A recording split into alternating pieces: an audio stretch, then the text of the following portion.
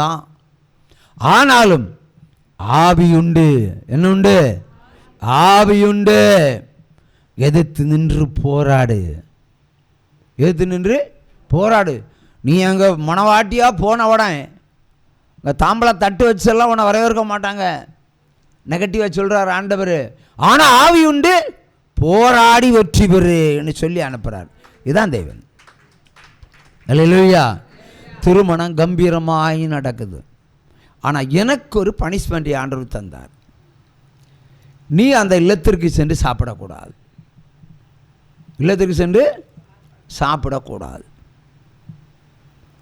நான் அதையும் மீறி, அதை கர்த்தருடைய வார்த்தையை மீறினா கையை காலை முறிச்சிடுவார். ஊழியக்காரனை காலை முறித்தவராக எங்கால முறித்தவர். அதனால தான் சொல்கிறேன். நான் சொன்னேன், ஆண்டவரே இந்த குடும்பத்துக்கு இவ்வளோ காலம் ஊழியம் செய்கிறேன், ஒரு கல்யாண சாப்பாடு சாப்பிட்றதுக்கு நீங்கள் அனுமதிக்க மாட்டீங்களா? நான் போவேன்னு சொல்லிட்டேன். போய் பாருன்னு சொன்னார். நான் போவேன். ரெடி ஆகிட்டேன். ரிசப்ஷன் தான் ரெடி ஆகிட்டோம். அதாவது மறுநாள் ஒரு ஞாயிற்றுக்கிழமைன்னு நினைக்கிறேன். ஞாயிற்றுக்கிழமை ரெடி ஆகிற வேளையில் ஆண்டவர் சொன்ன ஒரு உணர்த்தல் வந்து, இந்த தண்ணி தொட்டியில் தண்ணி ஏற்ற பார்த்தவான்னார். நான் தண்ணி ஏற்ற வந்துட்டேன். வலிக்கு விழுந்து கால் நல்லா பனியார மாதிரி வீங்கிச்சு. வலி தாங்க முடியாது. படுத்து நான் ஆண்டவரேன்னு கூப்பிடுறேன். போகணுமா உனக்கு கல்யாணம்? கல்யாணம் போகணுமா? இனி போ. சரி, மனைவிக்கு ஃபோன் பண்ணுறேன். அவன் தான் காலை பார்த்ததும் எல்லோரும் காலை பார்த்து, ஐயோ இப்படி ஆயிடுச்சா, எப்படி ஆச்சுன்னு கேட்கணும். இவன் அந்த காலுடைய வீக்கம், இந்த பாதம் வீக்கம், கால் திரும்பி இப்படி டேனாக மாறி இருக்குது. பார்த்துட்டு ஐயோன்னு கூப்பிட்றா கதறு. பார்த்தா நான் சத்து போன போல் வாழ்வா. நான் ஒத்த காலில் படி இறங்குறேன். ஆனாலும் எனக்கு முடியலை. ஏன்னா என்னுடைய விசுவாசி, என்னுடைய பிள்ளைகள் நல்லா இருக்கணும். சரி, இவங்க 2 பேரையும் அனுப்புகிறேன். மகனையும், நான் இங்கே இருக்கிறேன், நீங்கள் போங்க, நம்மளை தேடுவார்கள் என்று. அங்கே போனால் அவங்களையும் அனுப்பாதேன்னு ஆண்டவர் சொல்கிறார். சொன்னால் நம்புவீங்களா? அதை நம்ம ஊழியம். அவங்களே அனுப்ப. ஏன்னா அவங்க சைடில் ஏதோ ஒரு ப்ராப்ளம் இருக்குன்னு அர்த்தம். அதுதான் பிரச்சனை. அதையும் தாண்டி இவங்களை 2 பேரையும் அனுப்புகிறேன். புதிய காரு. போகிற வழியில் பிரேக் டவுனு. வண்டி அங்கேயும் போகாது, பின்னாடியும் போகாது, முன்னாடியும் போகாது. ஒரு பாளையங்கோட்டையை ஃபோன் பண்ணி அங்கேருந்து ஒரு பிக்கப் ஐட்டத்தை வர வச்சு காரையே தூக்கி கொண்டு நாகர்கோவில் அமேஸ் கம்பெனியில் போட்டாங்க. அதுக்கப்புறம் சொன்னேன், இனிமேல் போகாத, ஆண்டவருக்கு வார்த்தை மீறி நீ போகாத, திரும்ப வந்துருங்க, அவங்களுக்கு சாப்பாடெல்லாம் வேண்டான்னு சொன்னேன். ஆண்டவர் இப்படி தான் சொல்கிறாருன்னு. இல்லை, உடனே அடுத்த என்னை விட அதிகமாக என்ன மனைவி ஒருபடி சாப்பிடல, என்ன தப்பு இருக்குது? ஆண்டவர் அப்படிலாம் சொல்லுவாரா? நாங்கள் போகிறோம். ஆட்டோ பிடிச்சி போனாங்க ஒரு சாப்பாட்டுக்காக. ஆட்டோ பிடிச்சி போனாங்க. அங்கே பார்த்தாச்சுன்னா இவங்க 2 பேருக்கு நாய்க்க மரியாதையை கொடுக்கலன்னு இவங்க தான் என்கிட்ட சொன்னாங்க. ஒரு சம்மா கையை தட்டுங்க. இதைத்தான் ஆண்டவர் சொன்னார்.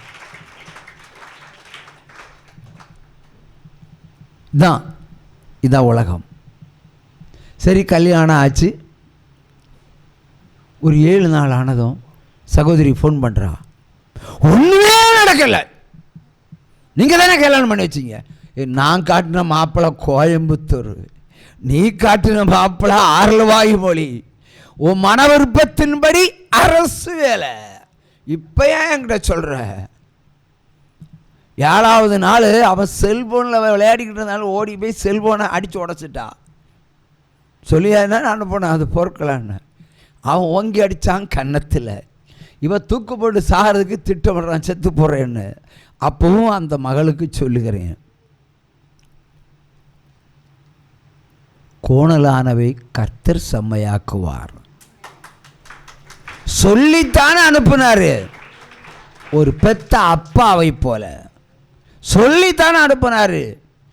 நீங்கள் போகிற இடத்துல சாபம் இருந்தால் வாழ்க்கை கிடைக்காது, உங்களுக்கு தாறுமாறாக போயிடும். அவதான் பரிசுத்தம் பண்ணி கல்யாணம் பண்ணணும்னு சொல்கிறது.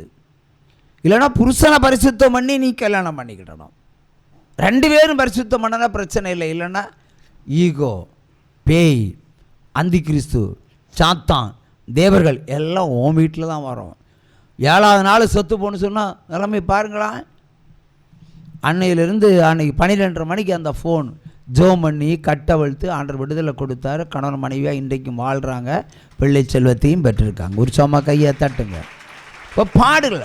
ஆனால் தேவன் நினைக்கிற அந்த ஆசீர்வாதம் வராது. எப்படியே வாழலாம், அடித்து பிடிச்சி வாழலாம், கடிச்சு பிடிச்சி வாழலாம்.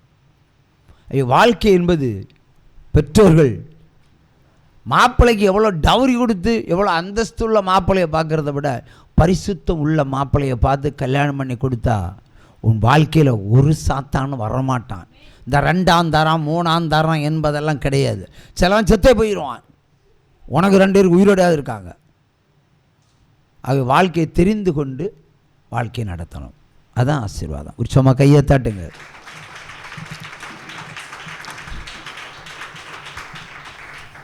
என் வீட்டில் 4 கல்யாணம் ஒரு மாதத்தில் நடக்குது. 90 நாளில் 4 கல்யாணம் நடக்குது. ஃபினான்ஸ் எல்லாம் முடிஞ்சு போச்சு. நான் கல்யாணம் பண்ணாக்க ஆண்டவர்கிட்ட கேட்குறேன். எனக்கு நிறைய புரோக்கர்களெல்லாம் வருவாங்க. நிறைய புரோக்கர்லாம் வந்து மேரேஜ் எல்லாம் பெரிய பெரிய லெவல் கொண்டு வருவாங்க. கொண்டு வந்துட்டு கமிஷனும் கேட்பாங்க, நிறைய வாங்கி சாப்பிட்ருக்காங்க. நான் இயேசப்பாட்ட கேட்குறேன், விண்ணப்பம், எனக்கு ஏற்ற துணைவியை நீர் தரணும், அதை எனக்கு கண்ணில் காண்பிக்கணும், அதை நீர் உறுதிப்படுத்தணும்.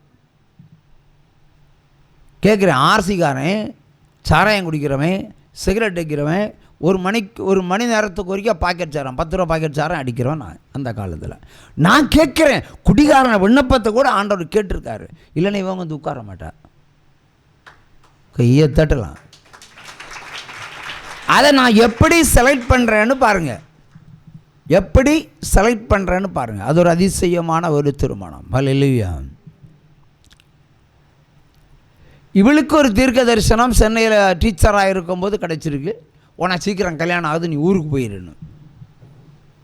நானாக ஒவ்வொருத்தையாக பார்த்துட்ருக்கேன். பெரிய பெரிய லெவலெல்லாம் ப்ரப்போசல் வருது. ஒரு மாவட்ட காவல்துறை ஆணையாளருடைய ஒரு மகளை எனக்கு நிச்சயம் பண்ணக்கு வந்தாங்க. அப்போது நான் தண்ணி அடிச்சிட்ருக்கேன். ப்ரெஸ் உண்டு, பிரிண்டிங் ப்ரெஸ் உண்டு, இதே பில்டிங் தான். தண்ணி அடிச்சிட்ருக்கிறேன், மாங்காய் சாப்பிட்டுட்ருக்கேன், சிரிட்டுருக்கேன். பொண்ணு கேட்டு வந்திருக்கு சார். பொண்ணை கொடுக்கறதுக்கு வந்திருக்கிறான். சார் நான் சாரம் எல்லாம் அடிப்பேன் சார். அது பரவாயில்ல. என்ன வகையான பெற்றோர்னு பாருங்கள். நான் சாராயம் அடிக்கிறேன், உங்களை குறித்து எல்லாம் தெரிஞ்சு வச்சுக்கிட்டு தான் வந்திருக்கிறோம். சார் சிகரெட் அடிப்பேன் சார், 100 சிகரெட் வரைக்கும் அடிப்பேன் சார். உங்கள் பொண்ணு வேறு நல்லா கிளிப்புள்ள மாதிரி இருக்கிற, நீங்கள் வேறு யாருக்கா கொடுத்துருங்க. நானே சொல்கிறேன். ஏன்னா எனக்கு செட் ஆகாது, ஏன்னா பெரிய செட்டப்பெல்லாம் எனக்கு செட் ஆகாது. அந்த மாதிரி பேசுகிறேன். இல்லை நீங்கள் தான் வேணும் எனக்கு. அப்புறம் ஒயர்லெஸ் இன்ஸ்பெக்டரு அடிக்கடி வந்து பேசுவார். நான் பொண்ணு பார்க்கவே போக மாட்டேன். 2 ஃப்ரெண்டை அனுப்புனேன், நீ பார்த்துட்டு வாடேன்னு. அந்த 2 ஃப்ரெண்டில் ஒருத்தன் வந்து என்ன சகோதரன் பதிலுவான், சினிமா ஸ்டார் தோற்று போகும். இவன் எங்கே இருக்கா, அது எங்கே இருக்குது, சினிமா ஸ்டார் தோற்று போகணும். ஆனால் நான் கேட்குறேன், செட் ஆக மாட்டேங்குது, ஃபிக்ஸ் ஆக மாட்டேங்குது. கோடிக்கணக்கில் சொத்து ஆஸ்தி எல்லாம் இருக்குது, எல்லாம் காமிச்சு கொடுத்துருக்காங்க. ஆனால் அவர் தான் வேணும். ஏன்னா நான் பத்திரிகை நடத்துகிறவன். அந்த கான்செப்ட். நான் பொண்ணையை பார்க்க போகல, திரும்ப யூட்டன் அடித்து பொண்ணுக்கு தகப்பனாரே வராரு. அப்பவும் அடிச்சிட்ருக்கிறேன். செகண்ட் முறை நித்த குடிக்காரன். அவனுக்கே ஒரு பொண்ணு கொடுக்க வந்தாங்க. பணத்தை நம்பியோ இல்லை அழகை நம்பியோ நான் போகல. நான் கேட்டேன், நான் கேட்குற பொண்ணை தான் நீர் தரணும். அது நீர் அடையாளம் காட்டினா எந்த ஜாதி பொண்ணையும் கல்யாணம் பண்ணுறதுக்கு நான் ரெடி. உற்சாகமாக கையை தட்டுங்க.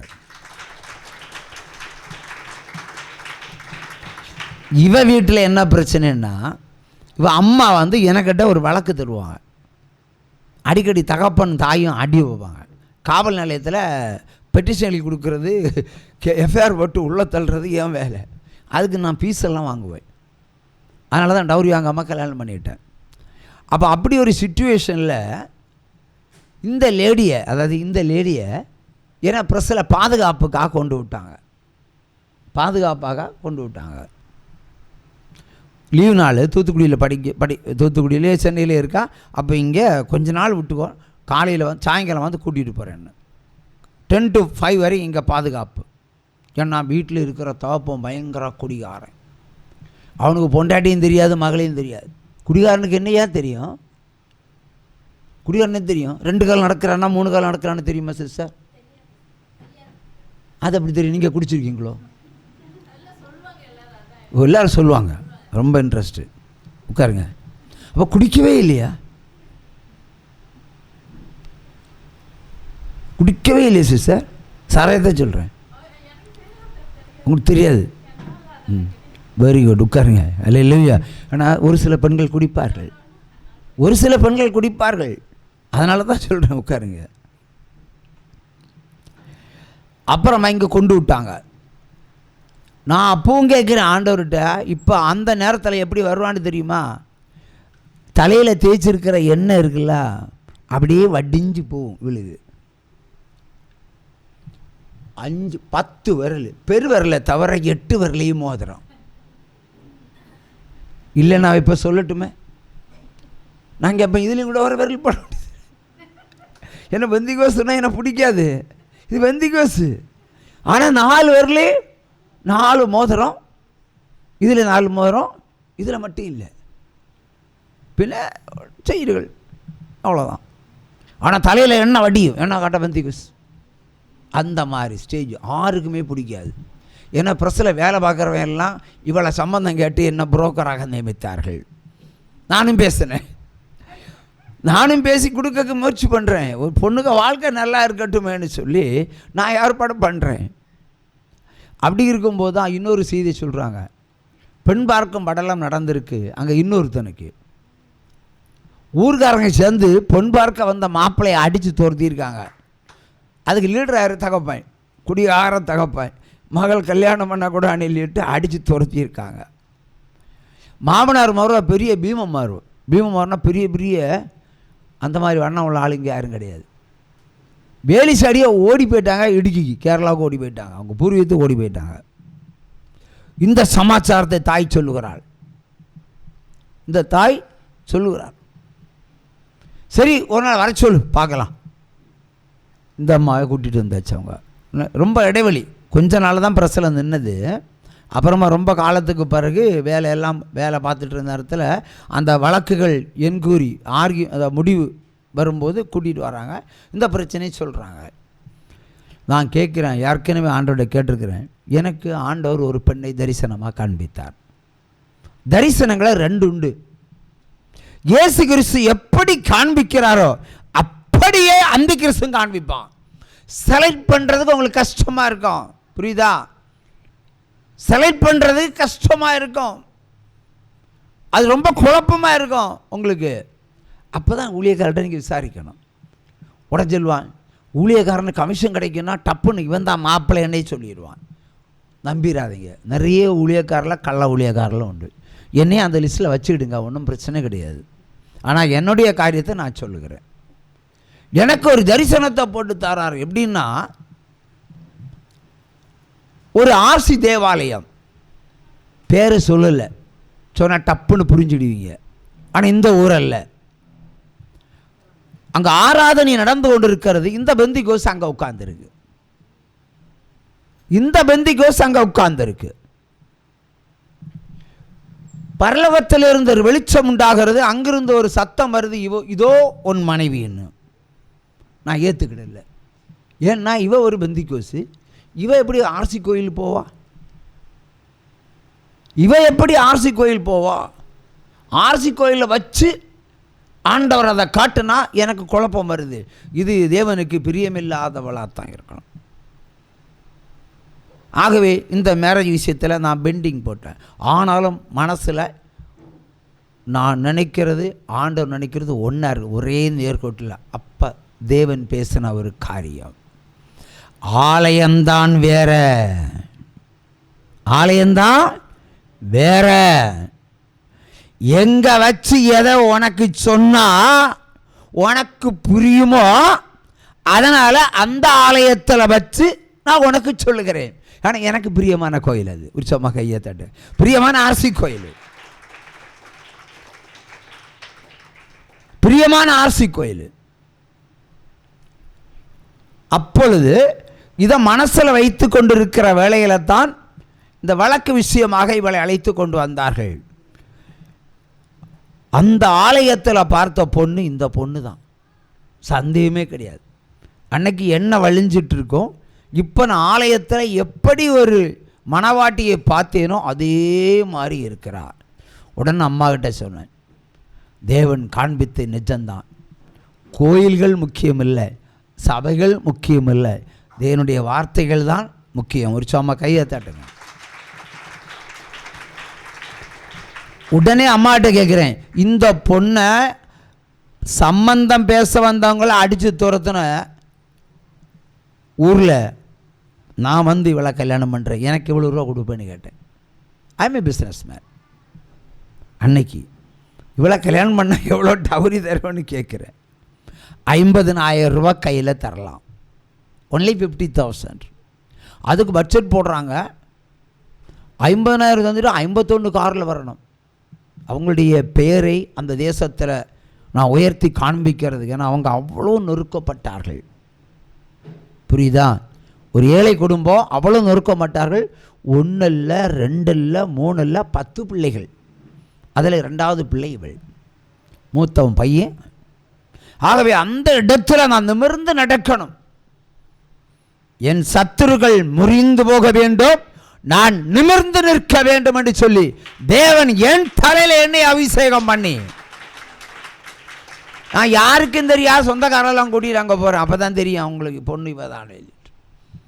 அங்கே போகும்போதே ஒரு கூட்டம் அடிக்க வருது, என்ன எங்களை அடிக்க வருது, கம்பும் தடியெல்லாம் கொண்டு வந்து என்னை பார்த்ததுமே பின் வாங்கி சென்றார்கள்.